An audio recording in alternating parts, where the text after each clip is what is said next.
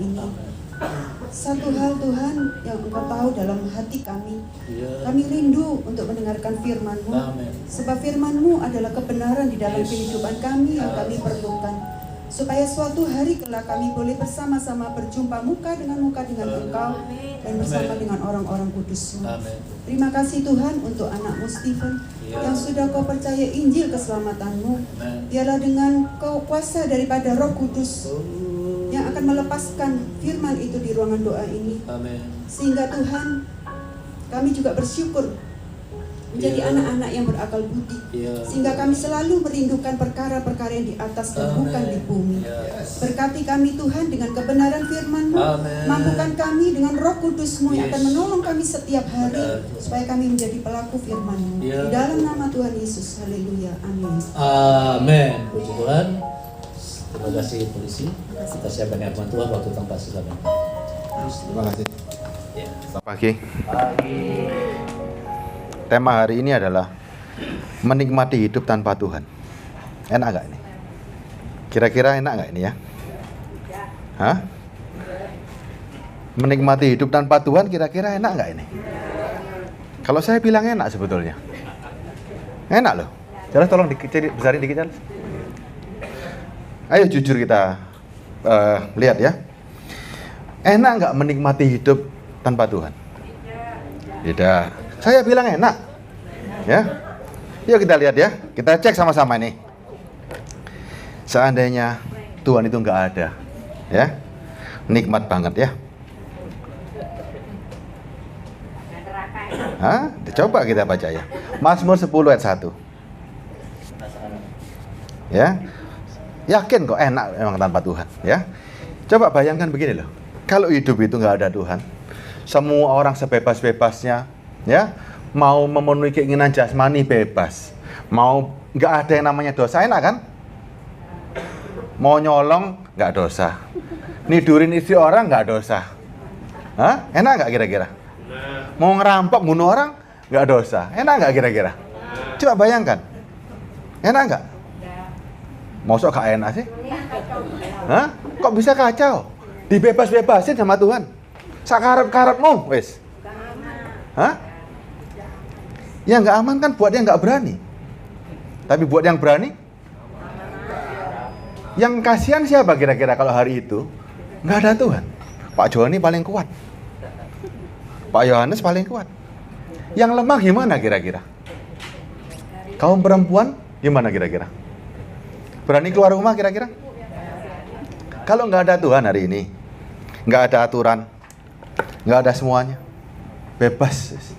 Kira-kira yang berjaya siapa kira-kira? Hah? Nah, hukum rimba. Hukum rimba siapa yang enak?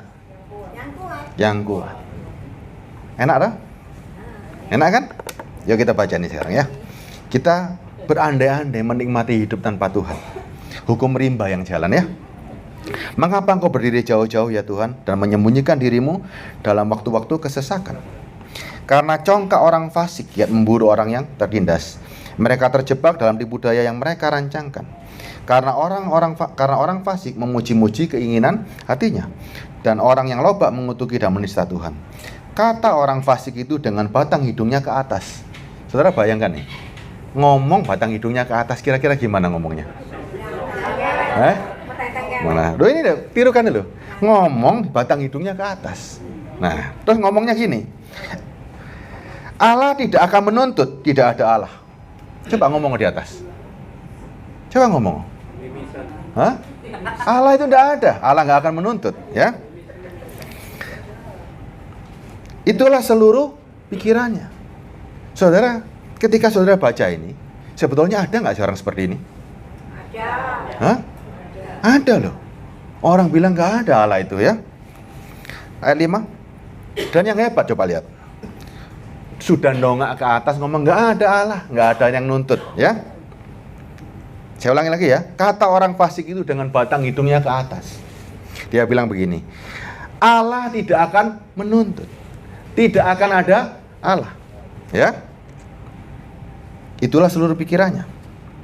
Ayat 5 coba lihat. Tindakan-tindakannya selalu berhasil. Enak nggak? Nggak punya Tuhan, tindakannya berhasil. Hukum-hukummu tinggi sekali jauh dari dia. Ia menganggap remeh semua lawannya. Ia berkata dalam hatinya, aku tak akan goyang. Aku tidak akan ditimpa malapetaka turun-temurun. Mulutnya penuh sumpah serapah dengan tipu dan penindasan. Di lidahnya ada kelaliman dan kejahatan. Ia duduk menghadang di gubuk-gubuk di tempat yang tersembunyi. Ia membunuh orang yang tak bersalah. Matanya mengintip orang yang lemah. Ia mengendap di tempat tersembunyi seperti singa dalam semak-semak. Ia mengendap untuk menangkap orang yang tertindas. Dan ia menangkap orang yang tertindas itu dan menariknya ke dalam jaringnya. Ia membungkuk dan meniarap, lalu orang-orang lemah jatuh dalam cakarnya yang kuat. Ia berkata dalam hatinya, Allah melupakannya. Ia menyembunyikan wajahnya dan tidak akan melihat seterusnya. Menurut saudara, keadaan begini kira-kira enak nggak? Hah? Saudara sadar loh ya hari ini. Tapi ada orang yang berpikir begini kan? Ada nggak? Orang nggak percaya Tuhan, hidupnya enak. Ada nggak? Ada kan ya? Kita belajar dari firman dulu ini. Nanti saudara ambil kesimpulannya ya. Amsal 21 ayat 6. Makanya kita harus tahu nanti apa inti dari yang saya bicarakan ini ya. Apakah kita ketika mencari Tuhan itu standarnya cuman seperti yang orang fasik tadi, selalu berhasil? Ya. Orang fasik bisa kok berhasil dan hebat. Alkitab catat kan? Bahkan dengan wajah mendongak ke atas pun, nantang Tuhan pun, tetap dikatakan apa? Hidupnya selalu berhasil. Amsal 21 ayat 6.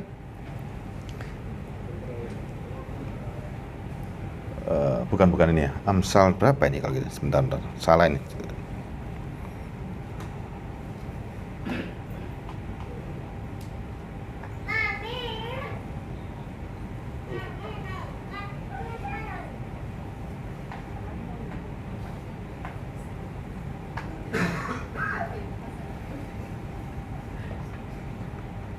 Kita lihat cari yang sekarang ikut Tuhan tuh cari yang enak-enak aja lah ya. Kira-kira kan gitu ya. Gak usah yang susah-susah gitu ya.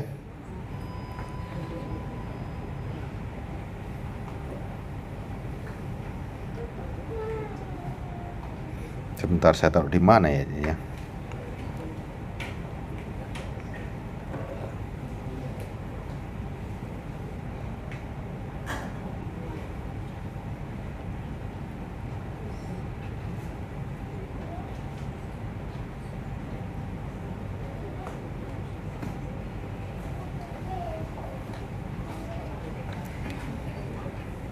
Oh, Ayub 21. Ayub 21 ini ya. Ayat 6.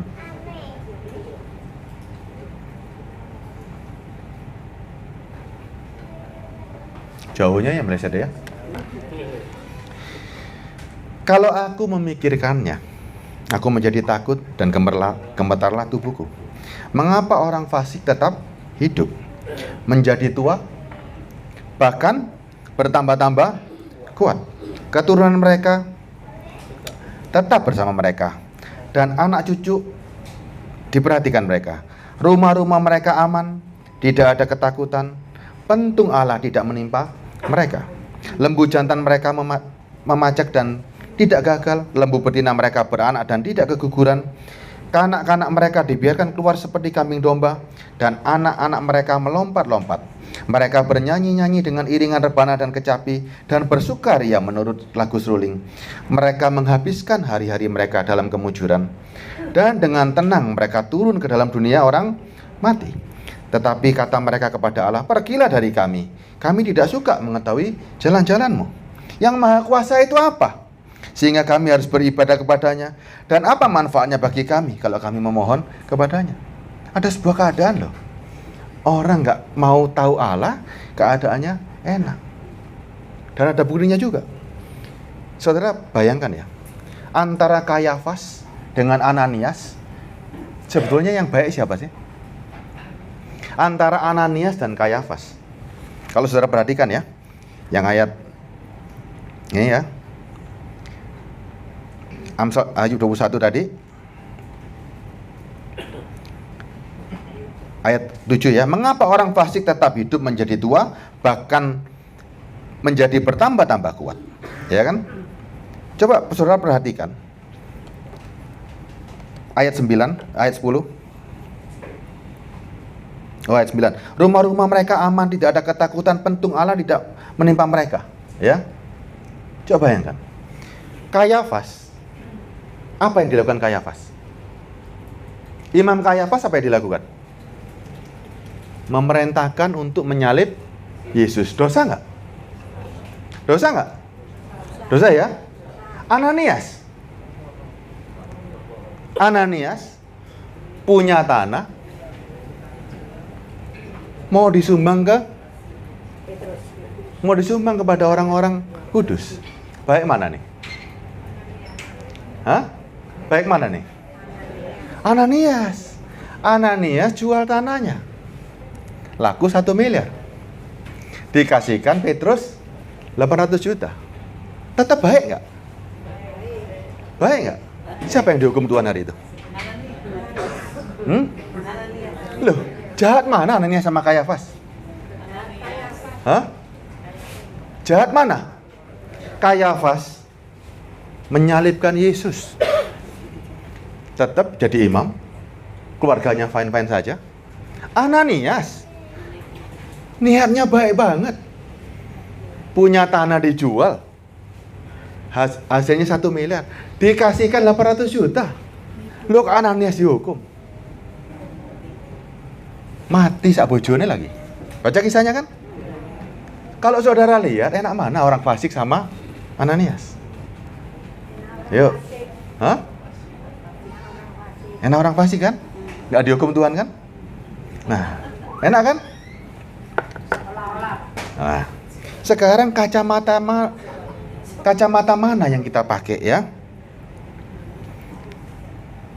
Lagi nih, Pengkhotbah 8 ayat 10. Supaya saudara tahu nih hari ini.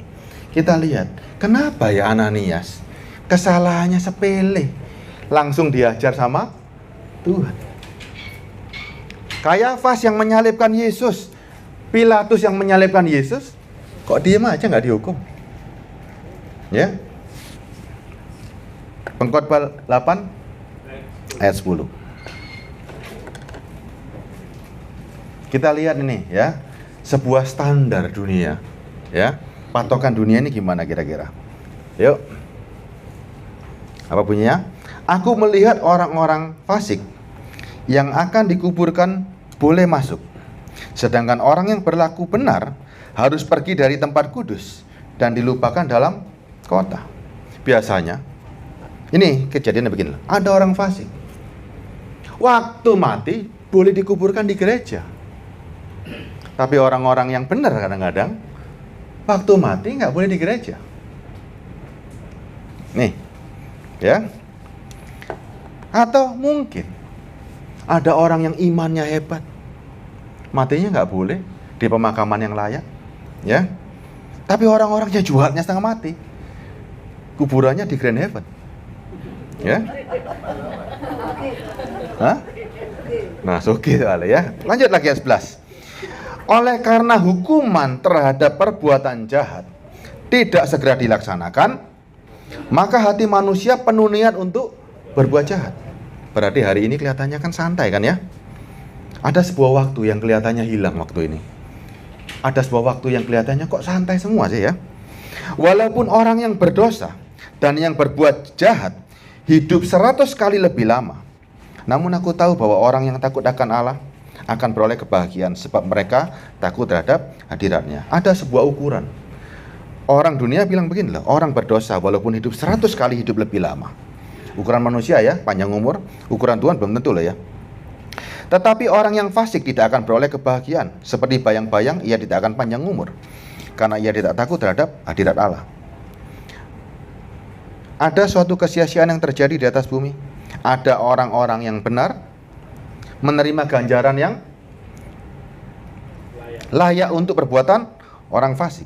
Ada orang-orang fasik yang menerima pahala yang layak untuk perbuatan orang benar, dan ini pun sia-sia. Tapi memang ada kan hari ini? Saudara mau ngikuti yang mana hari ini standar ini? Mau ikut yang mana nih? Tanpa Tuhan bisa berhasil? Tanpa Tuhan bisa ngapa-ngapain juga? Enak semua kok. Enak semua kok. Saudara masih mau ikut Tuhan kan? Atau bebas? Atau ikut Tuhan tapi minta bebas? Hah? Maunya yang gampang pokoknya. Tuhan itu yang gampang. Maunya percaya Tuhan tapi tanpa ikut. Nggak usah peraturan, kadoan. Mau ikut Tuhan tanpa ikut kehendaknya. Coba. Saudara mau posisi Ananias atau posisi Imam Kayafas? Coba. Posisi ini saudara mau yang mana nih? Imam Kayafas buat dosa dibiarin sama Tuhan. Ananias, ya, hanya membujuki Tuhan. Niatnya baik loh. Coba saya tanya Cieni. Ananias, misalnya Cieni bojone Ananias, ya, ada sebuah Tuhan nggak minta duit, nggak minta apa-apa. Cieni sing nawarin, Pak Joni gembalanya nih. Pak Joni, tak sumbang gerejamu, ya, kasih. Piro? Kalau disumbang itu mau berapapun kan bebas. Setuju ya? Mau dikasih 1 juta, 10 juta, 100 juta semuanya bebas. Niatnya Cieni bagus nggak? Bagus. Dia jual rumahnya tadi 1 miliar. Dikasihkan loh 800 juta. Seneng nggak? Baik banget orang itu. Tapi ada sebuah posisi loh. Niat yang baiknya Cieni, kenapa langsung bojone mati? Dan ketika disampaikan kabar suamimu meninggal karena engkau mendustai Roh Kudus. Loh, lah enak Kayafas kalau begitu. Kayafas kan lebih enak. Berbuat dosa, dijarno. Ayo jujur aja hari ini. Kalau saudara seperti itu, ambil posisi yang mana? Kayafas. Gak dihukum? Ya kan? Kayafas. Seenak-enaknya. Ya kan? Nah sekarang saudara lihat. Standarnya Tuhan, kenapa Kayafas gak ditegur? Kenapa Kayafas gak ditegur? Ananias harus mati. Ada ketidakadilan di sini. Anak Tuhan, kenapa dihajar sama Tuhan? Kenapa Kayafas tidak dihajar? Tuhan sayang yang siapa sebetulnya? Ananias adalah contoh kepada anak-anak Tuhan. Kayafas adalah contoh orang-orang yang bukan anaknya Tuhan. Ya, Ananias dijadikan contoh. Anak-anak Tuhan pasti dihajar dengan keras sama Tuhan. Tapi Kayafas bebas. Kayafas mau hidup bebas oh. Mau sugih-sugih, mau berhasil, mau jahat, oh. Terserah. Enak kan sebetulnya seperti itu? Sebetulnya kan enak kan? Tidak ada teguran selama di dunia ini. Dan memperoleh hidup sesuai dengan standar. Kita punya standar kan ini? Banyak gereja mengajarkan sebuah standar itu. Hidupnya seperti selalu berhasil. Kan itu doa kita kan? Tapi standar berhasil ini ternyata orang fasik juga punya standar dan dicatat. Mereka selalu berhasil. Yuk belajar lagi nih. Mazmur 73 ayat 1.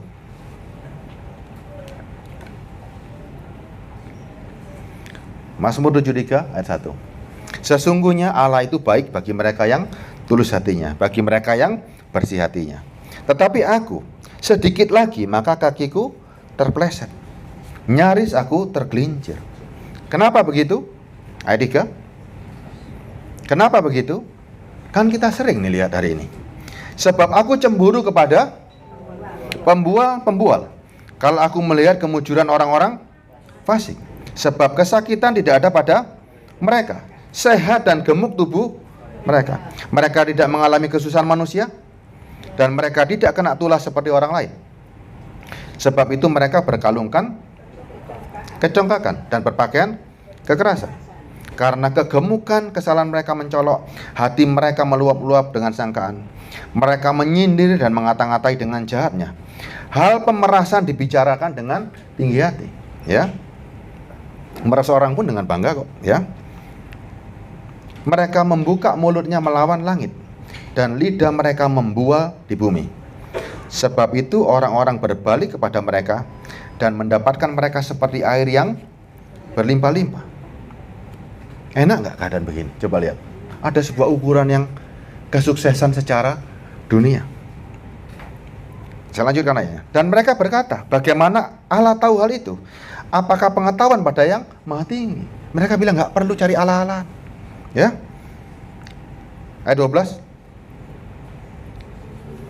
Sesungguhnya itulah orang-orang fasik. Mereka menambah harta benda dan senang selamanya. Dua enak kayak gini loh. Wah, enak pol lagi ya. Coba bayangkan. Terus saudara sekarang ayat 13-nya. Ini Cik Heni, Cik Wulan, Pak Joni, Pak Juli, semuanya ini. Ming juga. Ya. Ayat 13 ini. Sia-sia sama sekali aku mempertahankan hati yang bersih dan membasuh tanganku tanda tak bersalah. Namun sepanjang hari aku kena tulah dan kena hukum setiap pagi. Ya kan? Keadaannya nggak enak kan? Yang fasik dijamin keberhasilannya dan senang selamanya. Ukuran selamanya ini kan ukuran manusia sepanjang dia hidup di bumi. Tapi kita, Ming, saya, Pak Joni, Pak Juli, Pak Yohanes, Pak Bodi, dia bilang gini, sia-sia aku mempertahankan hati yang bersih dan membasuh tanganku tanda tak bersalah. Sepanjang hari aku kena tulah dan kena hukum setiap pagi. Terus ayat 15-nya. Seandainya aku berkata, aku mau seperti mereka itu, maka sesungguhnya aku telah berkhianat kepada angkatan anak-anakmu. Tetapi ketika aku bermaksud mengetahuinya, hal itu menjadi kesulitan di mataku. Saudara, selama ini ya, kalau saudara cuma melihat kesuksesan, kehebatan orang-orang dunia, kan saudara belum pernah melihat dari kacamata Tuhan kan? Saudara melihatnya kok CNAE. Kenapa Tuhan diam? Kenapa semuanya kok aku ini yang menjaga hati? Kenapa aku yang demikian susahnya? Coba lihat pakai mata Tuhan hari ini ya. Nih, ayat 17 ya.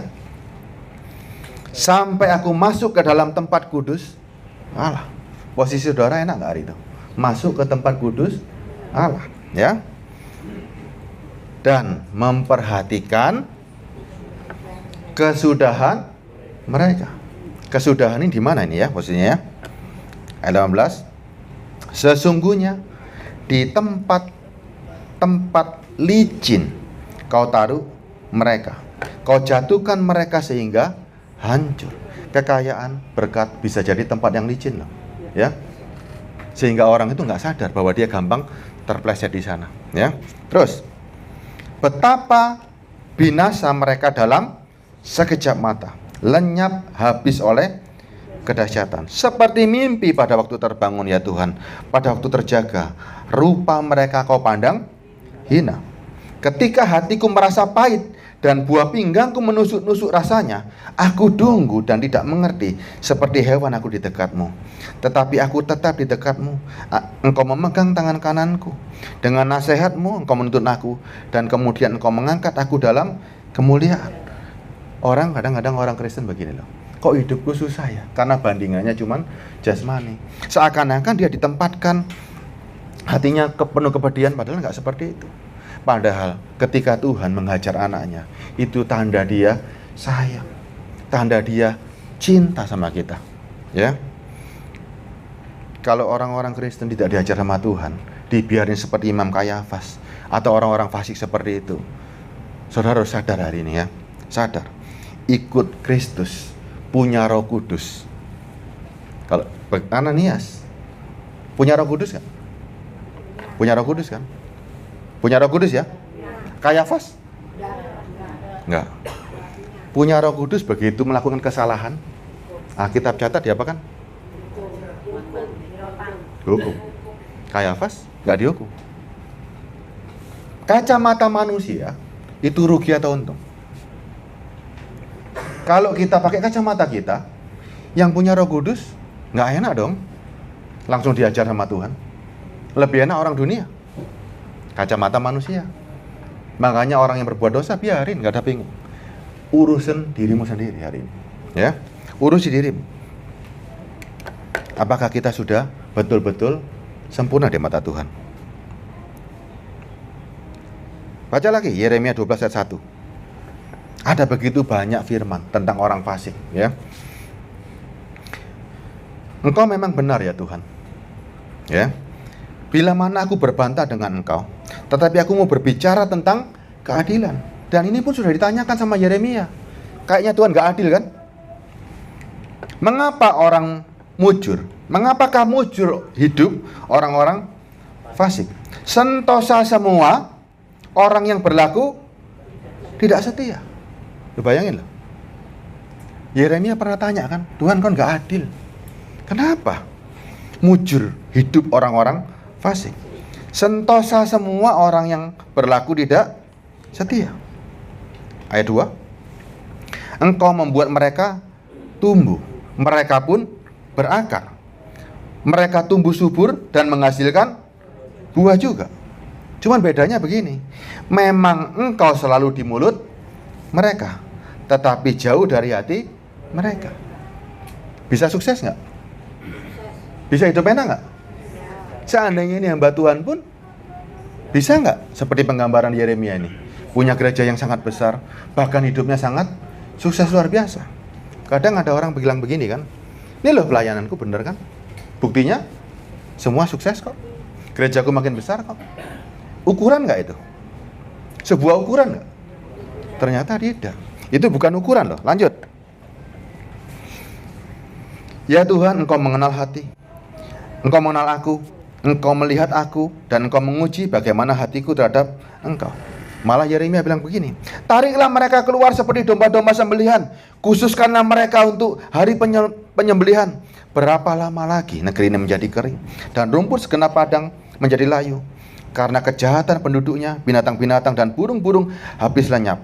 Sebab mereka mengira ia tidak akan melihat tingkah langkah kita. Kita semua fine-fine saja hari ini, ya. Lanjut, jika engkau telah berlari dengan orang berjalan kaki, dan engkau telah dilelahkan, bagaimana engkau hendak berpacu melawan kuda? Dan jika di negeri yang damai engkau tidak merasa tentram, apakah yang engkau perbuat di hutan belukar sungai Yordan? Sebab saudara-saudaramu dan kaum keluargamu mereka sendiri juga berbuat khianat terhadap engkau. Mereka juga bersama-sama di belakangmu. Janganlah percaya kepada mereka sekalipun mereka berkata manis terhadap kepadamu. Kalau saudara menarik pelajaran seperti ini, kita akhirnya menjadi orang yang mengerti kan. Ternyata sebuah standar sukses, sebuah standar kehidupan bukan ukuran dari Tuhan, ya. Bukan ukuran dari Tuhan. Ukuran Tuhan itu bukan dunia. Ukuran sukses Tuhan adalah ketika saudara mati masuk surga. Ya. Kita mau jadi anak Tuhan. Kita mau jadi anak Tuhan ya. Memang berat. Tapi enak. Memang berat tapi enak. Memang susah. Tapi upahnya itu jelas. Enak di dunia, upahnya nggak jelas, buat apa? Ya. Kita lihat sekarang. Lihat lebih dalam lagi ya. Kisahnya Ananias tadi itu. Kisah Rasul 5 ayat 1.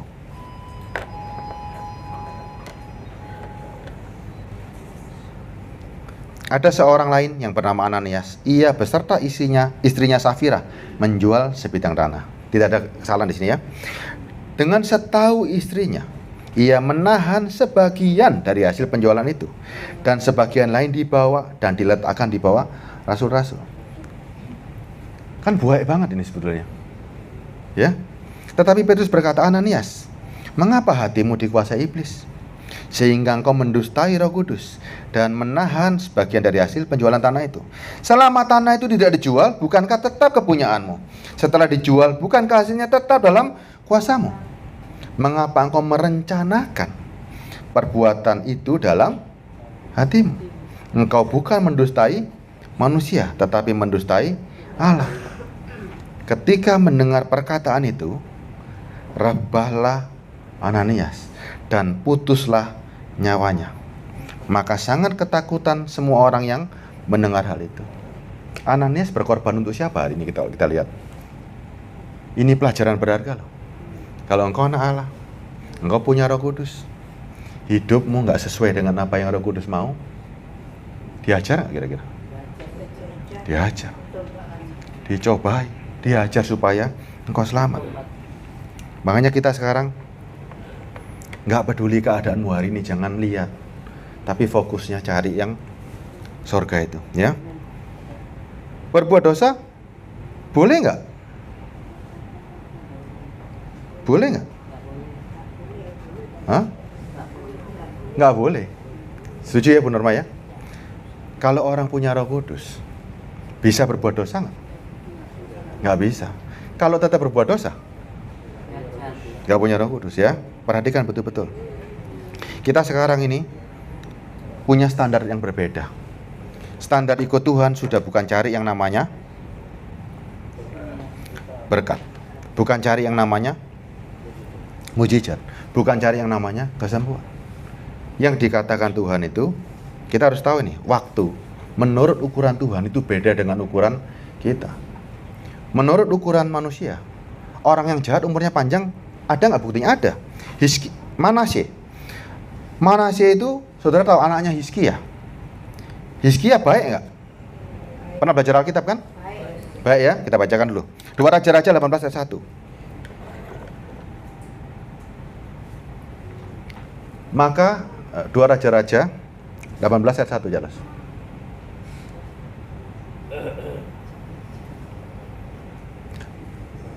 Maka dalam tahun ketiga zaman Hosea bin Elah Raja Israel, Hizkia anak Ahaz Raja Yehuda menjadi raja. Ia berumur 25 tahun pada waktu ia menjadi raja, dan 29 tahun lamanya ia memerintah di Yerusalem. Nama ibunya adalah Abi, anak Zakaria. Ia melakukan apa yang benar di mata Tuhan, tepat seperti yang dilakukan Daud, bapak leluhurnya. Kalau saudara pelajari kisah Hizkia, hidupnya dikatakan benar. Setuju ya? Hizkia disembuhkan oleh Tuhan. Umurnya diperpanjang 15 tahun. Pada masanya, Hizkia dapat mujizat juga. Nggak perlu perang, bangsa Asyur dikalahkan. Seharusnya, kalau dapat mujizat seperti itu, anaknya lihat nggak? Lihat ya. Anaknya melihat ya. Anaknya baik nggak mestinya? Hah? Harusnya gimana kira-kira?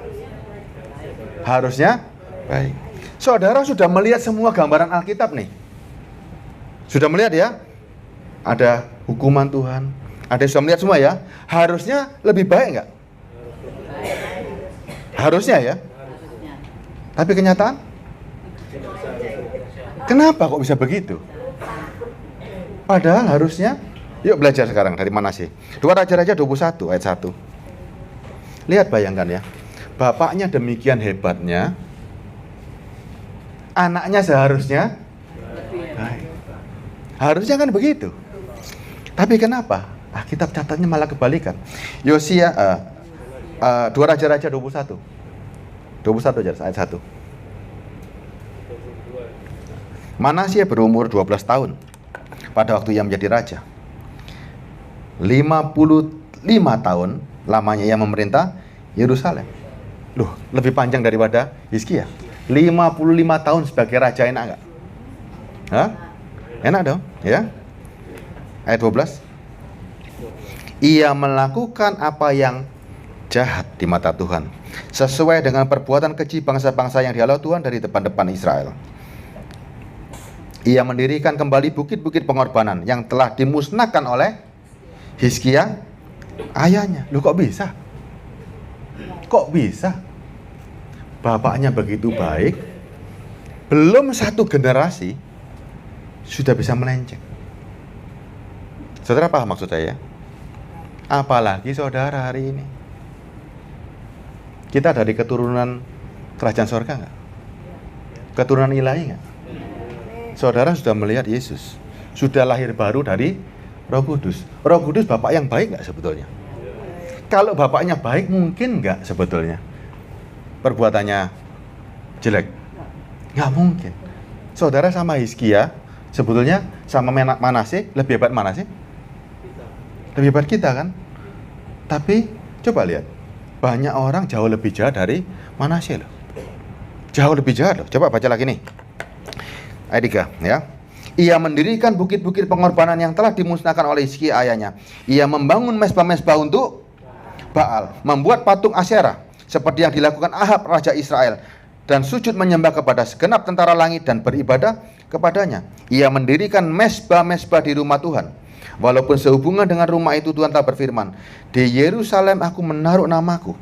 Dan ia mendirikan juga mezbah-mezbah bagi segenap tentara langit di kedua pelataran rumah Tuhan.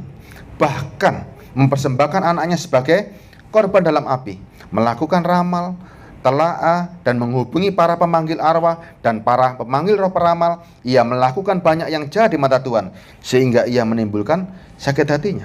Ia juga menaruh patung Asyerah yang dibuatnya dalam rumah. Walaupun sehubungan dengan rumah itu Tuhan telah berfirman kepadanya, kepada Daud dan Salomo anaknya, dalam rumah ini di Yerusalem yang telah kupilih dari antara segala suku bangsa, aku akan menaruh namaku selama-lamanya. Aku tidak akan membiarkan bangsa Israel lagi keluar dari tanah yang telah kuberikan kepada nenek moyang mereka, asal saja mereka tetap berbuat seperti yang telah kuperintahkan kepada mereka, dan tepat menurut hukum yang diperintahkan kepada mereka oleh hambaku Musa. Ayat 9-nya lihat. Tetapi mereka tidak mau mendengarkan, dan Manasye menyesatkan mereka, sehingga mereka melakukan yang jahat lebih daripada bangsa-bangsa yang dipunahkan Tuhan dari hadapan orang Israel. Kemudian berfirmanlah Tuhan dengan perantaran hambanya, yakni para nabi. Oleh karena Manasye raja Yehuda yang telah melakukan kekejian-kekejian ini, telah berbuat jahat lebih daripada segala yang telah dilakukan oleh orang Amori yang mendahului dia, dengan berhala-berhalanya ia telah mengakibatkan orang Yehuda berdosa. Coba bayangkan, Manasye melihat dari keturunan langsung satu generasi tok bisa lewat, apalagi kita hari ini. Sekarang saya tanya sama saudara, enak mana ada Tuhan sama nggak ada Tuhan hari ini? Enak mana ada Tuhan nggak ada Tuhan hari ini? Kan kita berandai-andai, ya kan? Sebetulnya enak ada Tuhan karena ada yang ngatur. Kalau nggak ada yang ngatur, waduh, rusak ya, dunia ini akan rusak. Kenapa? Karena nanti yang mimpin ada Pak Joni, ada Pak Yohanes, ada Pak Juli, semuanya saling ada. Nanti Ming ikut kerajaan Roni, kerajaan Pak Paul, kerajaan, semuanya punya kerajaan ya. Kalau dunia saja ada raja, perbandingannya begini loh, banyak orang nggak percaya Tuhan soalnya. Dia percaya bahwa dunia ini wis ono-ono.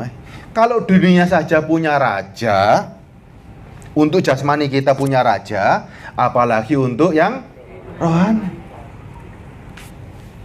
Sayangnya Tuhan itu ada. Kan kita berandai-andai nikmatnya hidup bersama tidak ada Tuhan. Kan berandai-andai saja boleh kan? Tapi sayangnya ada Tuhan loh. Ya. Sayangnya nggak bisa dipungkir ini. Ya, sayangnya ini ada Tuhan. Sehingga orang-orang yang nggak bertuhan silakan, mereka juga bisa hidup kok. Hidupnya enak, bahkan enak, nggak ada masalah. Tapi ada Tuhan kan? Untungnya ada Tuhan kan? Untung atau rugi nih? Hah? Untung. Kalau nggak ada Tuhan, ini mungkin nggak hidup sekarang. Kenapa? Masa mudanya sudah dicari orang-orang laki-laki. Pak Juli bisa punya istri 1000, Pak Joni 2000, Pak Yohanes 5000, ya kan?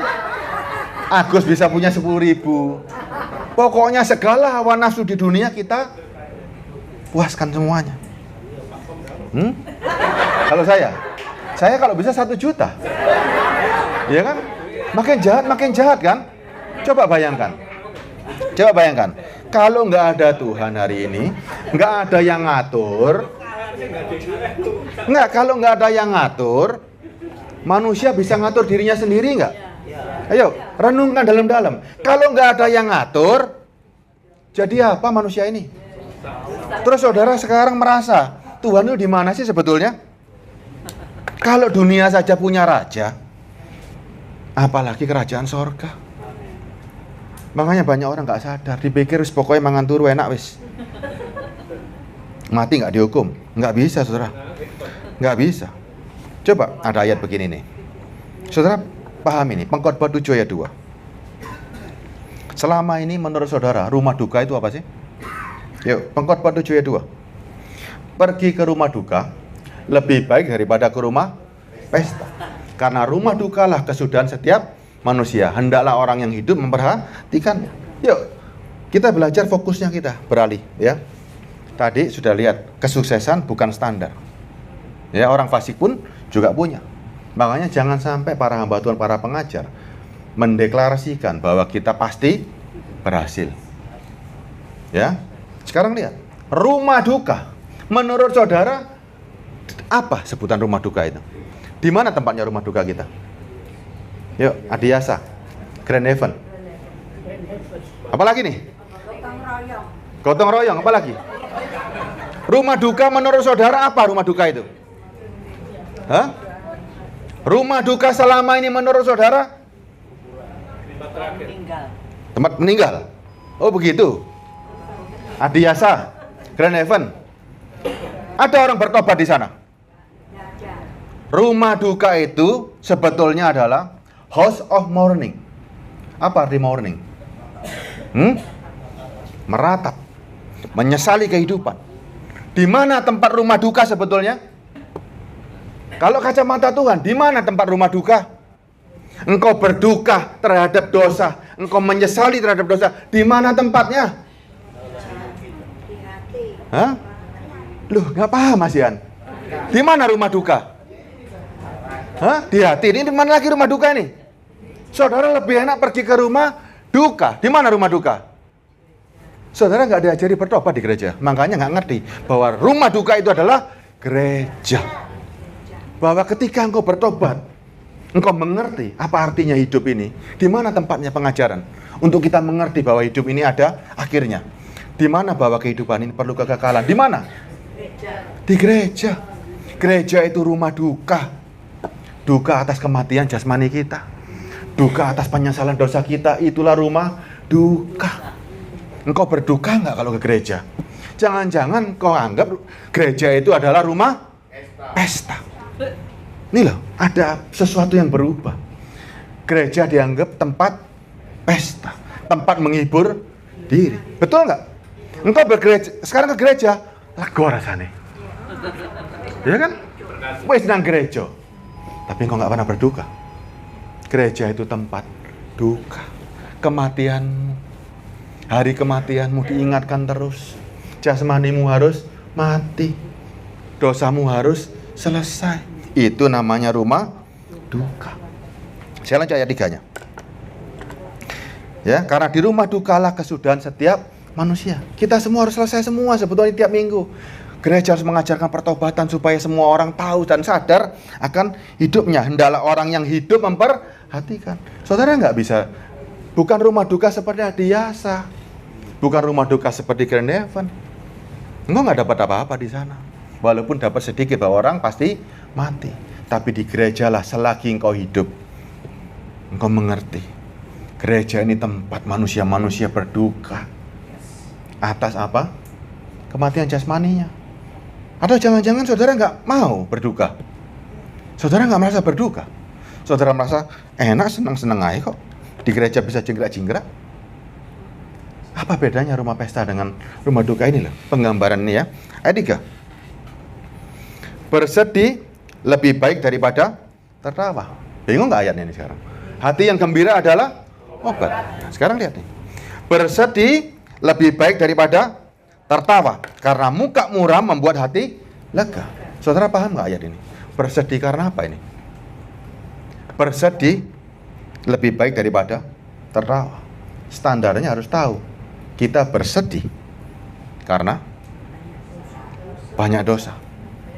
Daripada tertawa-tawa seperti orang fasik, lebih baik menyesali apa yang kita lakukan kalau itu nggak sesuai dengan standar Tuhan.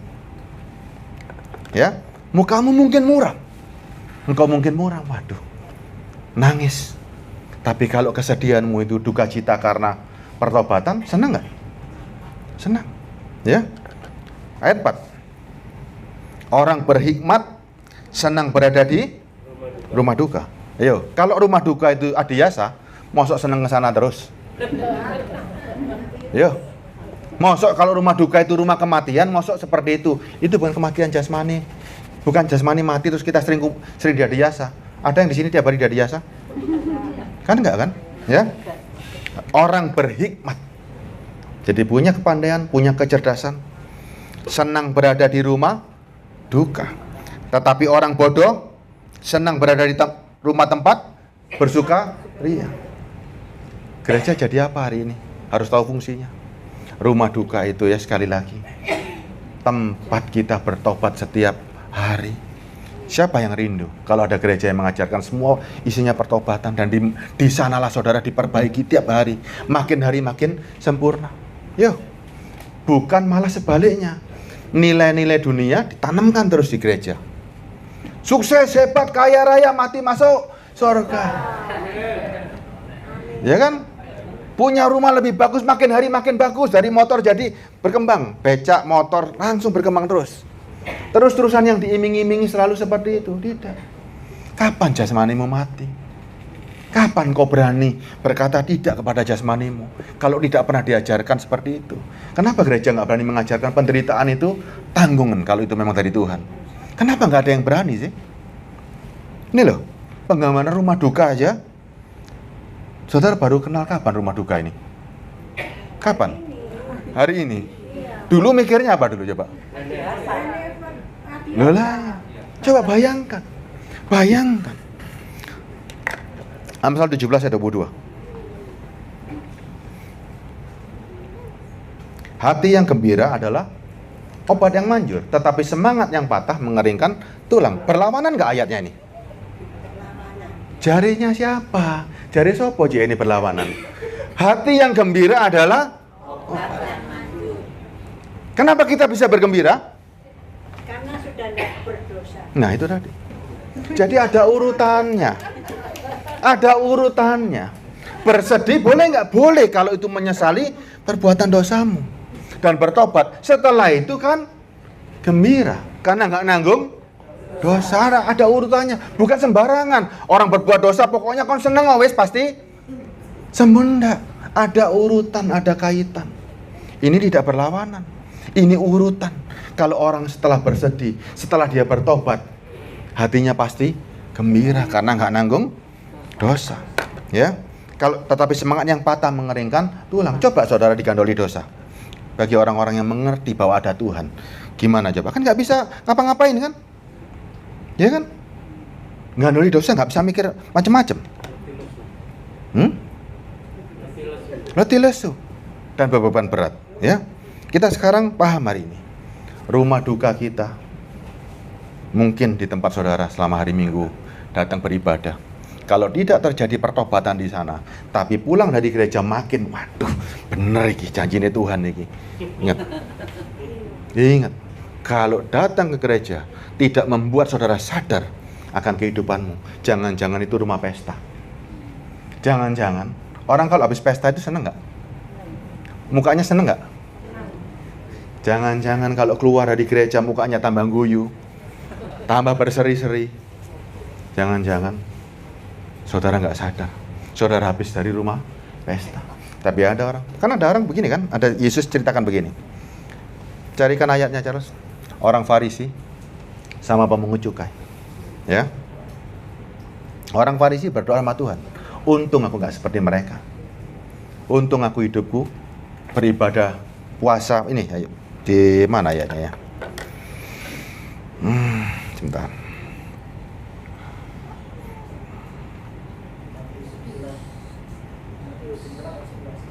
Matius berapa? Ayo, cepet-cepetan ya, cepet-cepetan.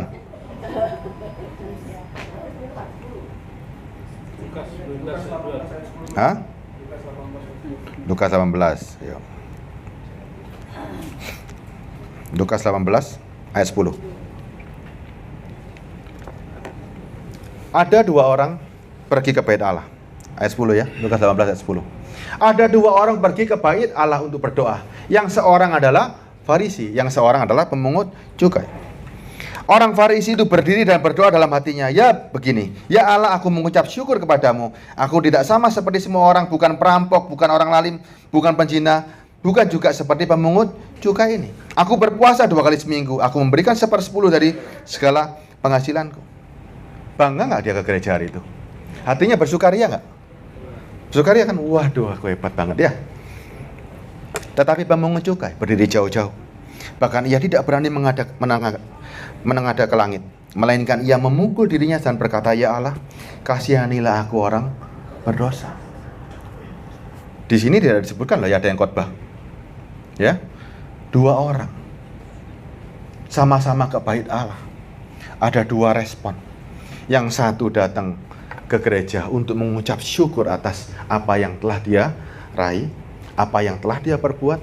Yang satu datang ke gereja, melihat Tuhan aja nggak berani. Tetapi pemungut cukai berdiri jauh-jauh, bahkan ia tidak berani melihat ke langit, melainkan ia memukul dirinya dan berkata, ya Allah, kasihani aku orang berdosa. Aku berkata kepadamu, orang ini pulang ke rumahnya sebagai orang yang dibenarkan Allah, dan orang lain itu tidak. Tuhan Yesus loh yang ngajar ini. Sebab barang siapa meninggikan diri, ia akan direndahkan, dan barang siapa merendahkan diri, ia akan ditinggikan. Coba renungkan hari ini. Renungkan. Seneng gak kita kalau terjadi pertobatan terus-terusan di rumah Tuhan? Di tempatnya Pak Anton terjadi pertobatan terus. Kalau orang bertobat keluarnya gimana coba? Sama-sama sukacita. Ya, sama-sama sukacita. Tapi setelah itu, apa yang terjadi? Orang yang bertobat hidupnya makin hari makin baik. Makin hari makin baik, menjadi terang. Yang satunya tadi, cuman standarnya tok yang baik. Cuman kehidupan duniawinya tok yang baik. Tapi tidak disertai dengan kehidupan roh yang baik. Ya, jelas ya? Rumah duka kita adalah gereja. Rumah duka kita mungkin hari ini. Kita juga punya rumah duka setiap hari di hati kita. Ya, setiap hari kita bisa berkomunikasi dengan Tuhan. Apa yang harus aku lakukan ya Tuhan untuk hidup ini? Jangan sampai kita ini dipandang jelek sama Tuhan. Padahal Tuhan menciptakan manusia itu sangat baik. Saya kasih ayat terakhir. Pengkhotbah 7:29.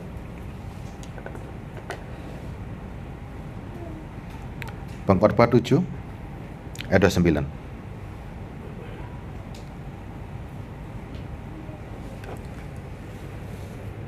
Lihatlah, hanya ini yang kudapati, bahwa Allah telah menjadikan manusia, sebetulnya bukan yang jujur, Allah menjadikan manusia itu benar, penuh dengan kebenaran, ya. Tetapi mereka mencari banyak dalih. Saudara, ketika lahir di bumi, Allah menciptakan itu semua manusia itu benar. Tapi kenapa tiba-tiba punya banyak dalih? Kenapa punya banyak alasan? Karena saudara melihat, kenapa saudara tiba-tiba hari ini menjadi manusia yang banyak dalih? Contoh begini, contoh. Saya kasih gambar paling gampang, misalnya ya. Pak Yusa deh. Pak Yusa hidupnya di hutan. Apa kebutuhan Pak Yusa? Pak Yusa hidup sendirian di hutan. Punya baju dari daun. Malu nggak? Hah? Pak Yusa tinggal, Pak Yusa kalau malu ini. Pak Yusa tinggal di hutan, ketemu ada cuma Pak Joni itu berdua. Ya, bajunya cuma pakai daun. Malu nggak? Nggak malu ya? Sandalnya cuma sebelah. Nggak malu kan? Nggak punya tempat tidur yang enak, nggak punya mobil, nggak punya motor, semuanya nggak punya, nggak malu kan? Tapi tiba-tiba pindah di Surabaya. Loh kok malu kenapa? Hah? Kenapa kok malu coba? Tiba-tiba dulu di hutan pakai baju daun, nggak malu. Pak Joni juga nggak malu. Tiba-tiba di Surabaya, kok jadi malu? Dilihat antik. Hah? Ini manusia antik. Si. Dilihat sama siapa? Dilihat sama? Berarti hidup kita ditentukan oleh? Coba. Dulu nggak malu, sekarang malu. Waktu saudara kecil sekarang kita lihat deh, nggak usah di hutan. Harusnya orang makin hari kan makin pinter loh. Waktu kecil nih, anak kecil nih, kasih baju yang robek. Ya, anak kecil umur 5 tahun kasih baju yang robek, sepatu yang berlainan, malu nggak dia? Nggak malu kan? Pinter nggak anak itu? Hah? Nggak ngerti. Sekarang dikasih pengertian. Dewasa, umur 18. Kasih baju yang robek, sepatu yang seperti itu tadi. Apa yang terjadi? Harusnya kan makin pinter dia. Lu kok malu sama orang? Kok malu dilihat orang? Loh, sekarang saya lihat. Makin pinter nggak sih makin besar? Dilihat orang mati nggak? Enggak kan? Lu kok... Loh, dan seandainya saya nggak punya apa-apa, baju saya robek, saya nggak malu sama orang kok. Ngapain? Hidup saya bukan ditentukan oleh manusia lain, karena saya sendiri. Yang jalani loh aku. Yang melihat saya nggak enak apa nggak enak kan cuma matanya orang. Buat saya juga sama kok. Kenapa tiba-tiba manusia itu? Sebentar. Kenapa tiba-tiba harusnya kita punya kuasa atas hidup ini? Coba dong. Saudara punya kuasa atas hidup ini kan? Coba dibul katanya mau coba. Loh, kalau memang nggak punya, ya silakan. Kalau memang punya, misalnya begini. Kalau memang punya, terus bajunya robek-robek, ya gila dong. Iya dong. Lo memang dua baju bagus, kenapa nggak dipakai? Ini kan seandainya. Ini kan, loh Bang, ini kan seandainya. Kita makhluk sosial setuju. Sangat setuju. Seandainya nggak punya apa-apa ini loh. Kan kita bicara seandainya nggak punya apa-apa. Kan saya katakan misalnya ini nggak punya apa-apa. Mosok hidup kita itu tergantung dari omongannya orang. Gitu loh. Anak kecil aja 5 tahun katanya nggak ngerti apa-apa kok lebih pintar daripada yang umur 18. Coba sekarang kita bayangkan. Harusnya kita ini menyerap. Harusnya orang 18 tahun makin dewasa. Uripku bukan ditentukan omonganmu. Hidupku karena diriku sendiri. Ya kan? Kalau memang punya terus pakai baju robek-robek ya gila saudara. Ya ini kita bicara seandainya. Seandainya kita nggak punya apa-apa hari ini, berani masuk ke mall nggak? Berani. Hah?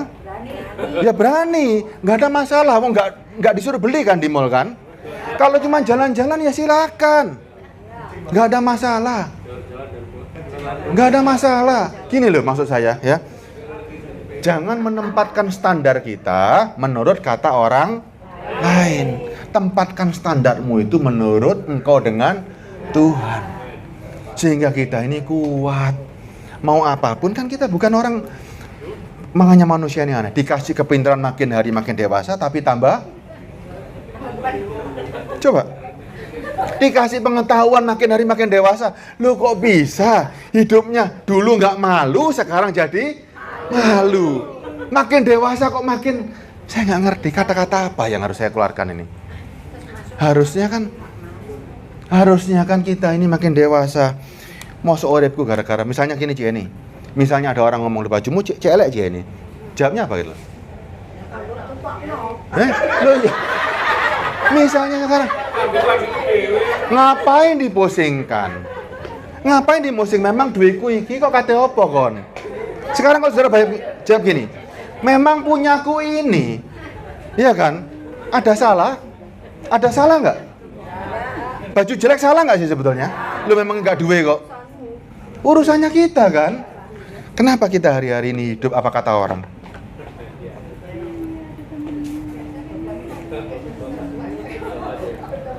Coba, anak kecil nggak tahu malu, ya? Setuju ya? Hebat nggak mental seperti itu? Dewasa tahu malu. Kalau itu untuk hidup nggak perlu. Tidak perlu malu dengan keadaan kita hari ini. Ya, keadaanmu ini bukan refleksi hubunganmu dengan Tuhan. Kalau memang nggak punya, ojo maksa. Jangan maksa karena kepingin dilihat orang. Coba akhirnya. Pak Alfian sama Pak Joni misalnya, karena malu gengsi dilihat orang, akhirnya nuruti apa kata orang, dia hidup seperti apa kata orang. Padahal dipaksakan untuk seperti itu. Gimana akhirnya? Terus habis itu minta tolong Tuhan. Coba bayangkan. Sebetulnya katanya Tuhan ini loh. Coba. Saudara yang dulunya sangat baik banget. Yang dulunya sangat hebat banget. mandiri ketika hidup tanpa manusia lain. Saudara betul-betul orang kuat, dikumpulno sama manusia lain kok tadi rusak. Itu loh pertanyaannya, saudara. Berarti kan nggak punya pendirian sebetulnya. Matanya rusak, mentalnya juga rusak.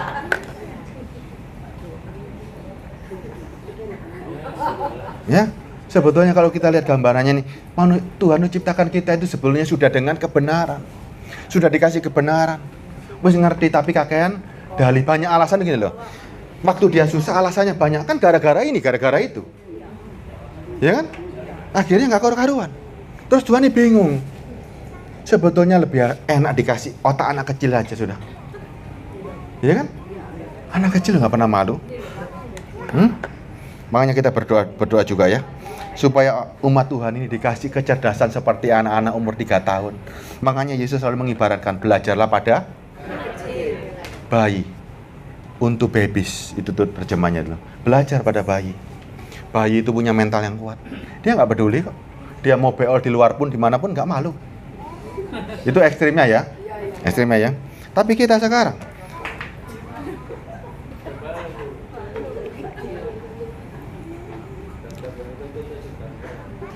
makanya sebetulnya kalau kita belajar lagi ya, sebetulnya Israel itu orang bodoh nggak? Siapa yang bilang Israel pintar? Israel pintar atau bodoh? Siapa yang bilang pintar? Siapa yang bilang bodoh? Ayo. Siapa yang bilang Israel pintar? Siapa yang bilang bodoh? Kacamata dunia pintar. Kacamata dulu, Pak. Loh, makanya saya tanya nih. Saudara pakai kacamata siapa hari ini? Hah? Oke.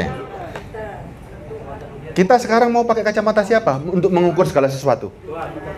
Jelas wis. Menurut Tuhan Israel pintar atau bodoh? Bodoh. Kenapa dia dibilang bodoh? Sudah melihat mujizat, sudah melihat semua buktinya bahwa Yesus itu adalah Tuhan. Tapi nggak percaya. Bodoh kan? Sangat bodoh. Saudara sama orang Israel mestinya pintar saya. Ya kan? Setuju. Kita mengerti hari ini. Kita mengerti hari ini. Ya, kalau kita dikasih kepandaian yang demikian sama Tuhan, bahwa hidup di dunia ini bukan standarnya, bukan seperti dunia. Standarnya antara kita dengan Tuhan. Kesuksesan kita hari ini ditentukan oleh ukuran kita. Nih, kita cari Tuhan ini untuk apa hari ini? Kalau untuk ukuran dunia, wes jangan jadi orang Kristen. Hidup tanpa Tuhan nggak masalah. Kalau itu suksesnya seperti itu. Tapi kita cari ukuran sukses yang lain. Sukses kita bersama Tuhan itu, walaupun susah, walaupun menderita, pasti masuk surga. Kalau kita dikasih kesempatan menderita. Kalaupun kita hidup enak pun, nggak ada masalah, Tuhan tahu. Tuhan tahu. Mau hidup enak juga ada ajaran Alkitab juga. Harus bagaimananya ya. Maksud saya seperti ini. Ngomongin begini dah. Standar kita beralih sekarang. Kita lihat dari kacamatanya Tuhan. Kita nggak mau disebut orang bodoh. Kita mau disebut orang yang berhikmat. Melihat sesuatu dari kacamatanya Tuhan. Jangan apa kata orang. Kalau engkau pakai kacamata manusia, pasti tersesat. Seperti tadi, Tuhan ciptakan kita dengan desain yang sangat hebat. Tapi kenapa tiba-tiba jadi bodoh? Hidupnya ditentukan apa kata orang, gitu loh. Beralih hari ini. Apapun orang yang katakan tentang kita, tentang yang apa yang mereka lihat, itu bukan hasil dan bukan goal. Ya, goal kita itu dari kacamata Tuhan. Sekali lagi ya, apa yang orang katakan tentang keadaan kita, jangan peduli. Yang saudara pedulikan apa kata Tuhan terhadap dirimu. Walaupun tidak punya sepatu yang pas, sepatunya sisian pun, nggak punya baju, nggak punya apa-apa, tapi kalau engkau benar di mata Tuhan, itu bukan halangan. Bukan halangan. Kristen itu nggak boleh malu, tidak boleh punya rasa malu, dan hidupnya bukan apa kata orang, apa kata Kristus, apa kata Yesus, ya. Sudah bisa berubah nggak mentalnya? Kalau belum berubah, tak ulangi lagi. Sudah bisa berubah ya? Standar kita sudah berubah ya? Ukuran kita sudah berubah ya? Melihat masa dan waktu sudah bukan melihat dari masa dan waktu manusia. Manusia bisa punya umur panjang. Kita punya masa waktunya sudah bukan seperti itu. Hidup kita mungkin pendek, tapi kita punya rentang kehidupan yang abadi. Orang bisa punya hidup di dunia ini panjang, umur 100 tahun, tapi rentang hidupnya cuma 100. Kita punya rentang kehidupan selamanya. Tak ulangi lagi nih ya, hidup kita mungkin berakhir pendek. Pendek ya di dunia. Ya, 70 tahun mungkin misalnya. Ada orang dunia, orang fasik umurnya 100 tahun. Bahkan katanya Tuhan, hidupnya 100 kali lebih lama. Ya, tapi mati kan? Saudara, umurnya pendek di dunia, tapi punya kehidupan selamanya. Panjang mana? Dari kacamata Tuhan, panjang kita. Ada orang Kristen, misalnya sekarang, mati umur 5 tahun, 10 tahun, 70 tahun, 50 tahun. Tidak ukuran. Tidak ukuran. Ukurannya Tuhan itu kalau selamanya nih. Tuhan selalu berpikir tentang kekekalan. Manusia berpikir apa yang dia lihat. Umurnya dowo. Nah, panjang umur kita sudah bukan dilihat dari ukuran di dunia, tapi ukurannya Tuhan. Makanya kita sekarang beralih semuanya. Cara pandang kita berubah total. Memandang manusia lain, Pak Juli saya, Pak Joni saya, pandangnya pakai kacamata Tuhan. Ya, kacamata Tuhan semuanya sama kok. Yang penting keberhasilan jiwa, ya. Kita tutup di sini. Mau nyanyi satu lagu aja. Oh, perjamuan ya. Pak Joni yang pimpin ya.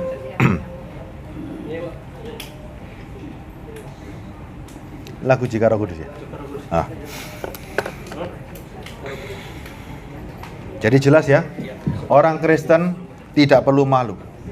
Orang Kristen hidupnya ditentukan oleh Kristus, ditentukan oleh Roh Kudus, bukan apa kata orang. Ya, sebelum kita masuk dalam pertemuan, kita nyanyi.